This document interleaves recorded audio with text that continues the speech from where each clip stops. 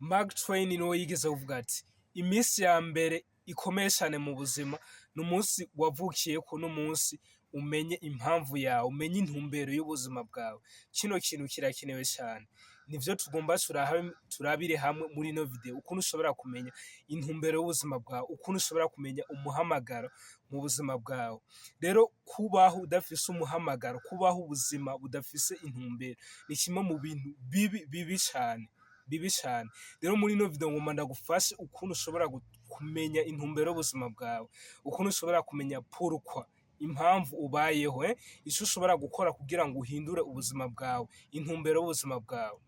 Ibi nivyo bita abayapani ikigai.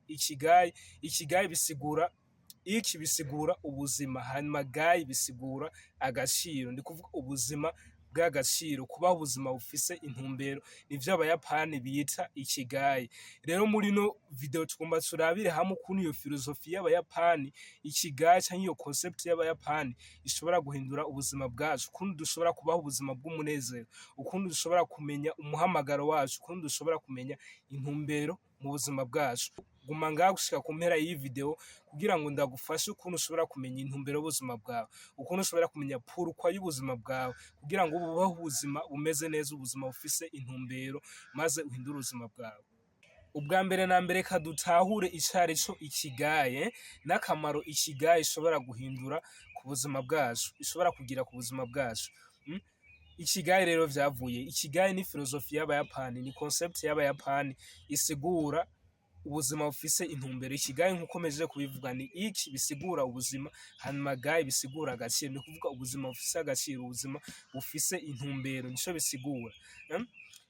Rero ni giki abayapani bizera kuri ikigai? Ikigai abayapani bizera yuko ari impamvu ituma tuvyuka mu gatondo tukagenda gukora ico twifuza gukora.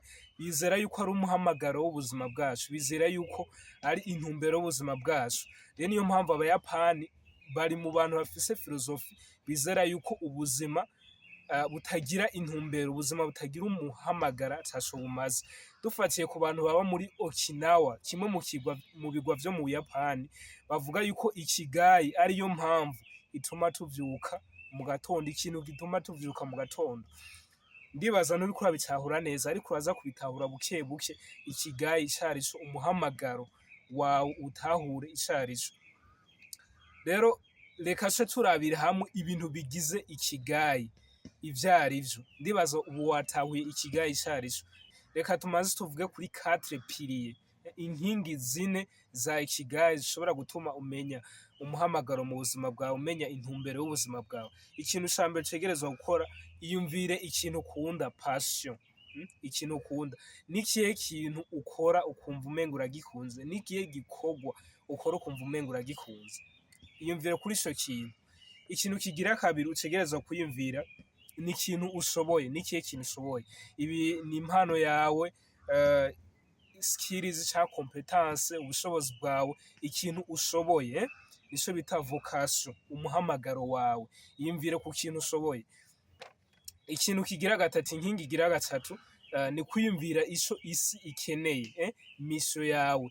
Nikihe kintu ushobora gukora abandi bantu bakanezerwa, niyihe mission yawe, niyihe mpinduka ushobora kugira mw'isi. Yumvire ku kintu canke ingorane ushobora gukemura muri ino si. Hanyuma inkingi igira kane ni kwiyumvira ku kintu ushobora guhemberwa, profession, ikintu ushobora guhemberwa.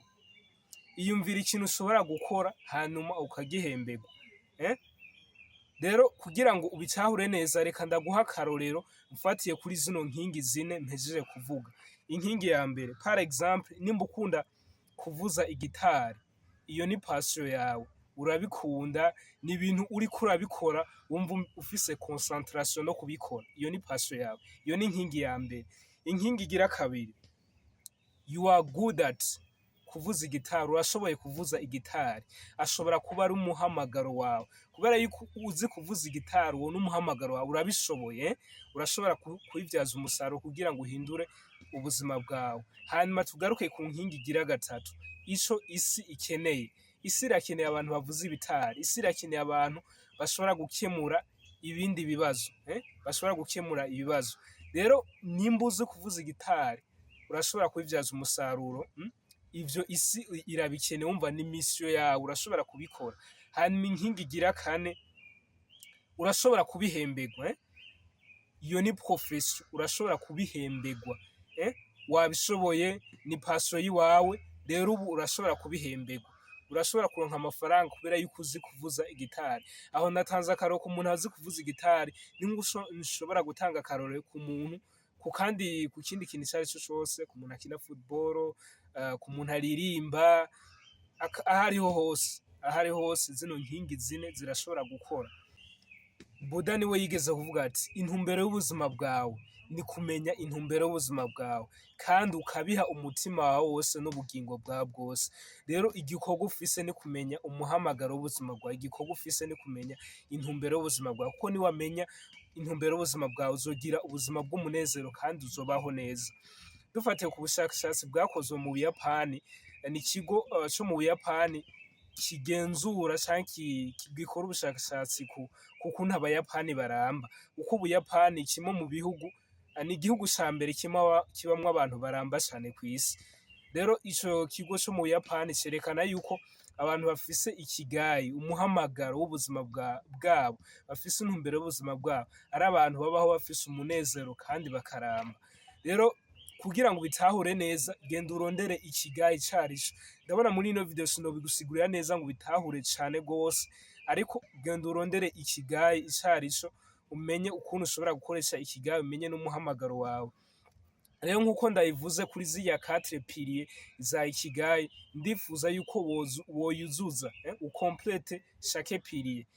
Inkingi ya mbere, inkingi ya kabiri, ya gatatu n'iya kane zose uzikomplete kugira ngo ushobore kumenya umuhamagaro w'ubuzima bwawe. Rero ubu reka tuyaga ukuntu ushobora kumenya ikigayi yawe, ico wokora kugira ngo ushobore kumenya uwo muhamagaro wawe, iyo vocation yawe. Ikintu ca mbere nifuza yuko wokora ni burya kumenya umuhamagaro wawe, ni ikintu bisaba kwiyumvira, ni etape par etape, si ibintu ushobora gukora uno munsi ngo uce ubimenya. Ikintu ca mbere nifuza yuko wokora ni kwiyumvira kuri passion zawe. Ni ikihe kintu ukunda gukora? Naje par exemple ndakunda coaching, ndakunda gukora amavideo y'inspire abandi bantu, iyo ni passion yiwanje, sivyo? Manza widansifie rero passion yiwawe, ico ni ikintu ca mbere. Ikintu kigira kabiri, manza wevariwe competence zawe, usubiremwo ikintu ushoboye. Nimba uvuza igitari, manza wevariwe yuko ivyo bintu bishoboye, evariwa ivyo bintu uriko urakora. Ikintu kigira gatatu, tahura ivyo isi ikeneye. Isi irakeneye abantu bakemura ibibazo, isi irakeneye abantu bashobora kuvuza igitari, isi irakeneye abantu bashobora kwinspira abandi. Urumva, tahura ico isi ikeneye. Hanyuma ikigira kane, yumvire ikintu abantu bashobora kuguhembera. Ndiko ndabiraka urupapuro kubera yuko ni ibintu bisaba nyene ubirabe neza kugira ngo ushobore kubisigurira uwundi muntu. Hanyuma ikintu kigira kane, iyumvire ico abantu bashobora kuguhemba. Nimba uzi kuvuza igitari urashobora kubihemberwa, sivyo? Hanyuma ikintu kigira gatanu, manza ugire experience, ugerageze ibintu bitandukanye. Burya kumenya umuhamagaro w'ubuzima bwawe si ikintu naho ukora kino kintu, naho uvuza igitari, naho nkaje par exemple, naho nkunda kwinspira abandi bantu, peut-être ndabibona nk'umuhamagaro wanje, ushobora kuba atari umuhamagaro wanje, birashika. Rero kumenya umuhamagaro wawe ni ibintu bisaba kugira uragira experience, experimenta n'ibintu bitandukanye. Par exemple, iga kugerageza ibintu bitandukanye. Ushobora kuba wibaza yuko uzi kuvuza igitari, ugasanga urafise impano yo gufotora, ya photography, ugasanga urafise impano yo gufata amavideo, ukaba umuvideographe, ugasanga urafise impano yo gucapa. Rero gerageza ibintu bitandukanye.